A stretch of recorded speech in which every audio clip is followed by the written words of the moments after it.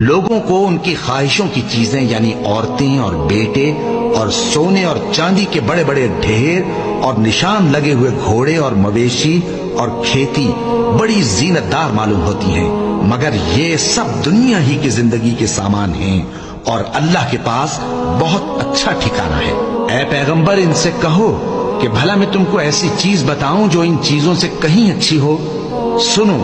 جو لوگ پرہیزگار ہیں ان کے لیے اللہ کے ہاں باغات بہشت ہیں جن کے نیچے نہریں بہ رہی ہیں، ان میں وہ ہمیشہ رہیں گے، اور پاکیزہ بیویاں ہیں، اور سب سے بڑھ کر اللہ کی خوشنودی۔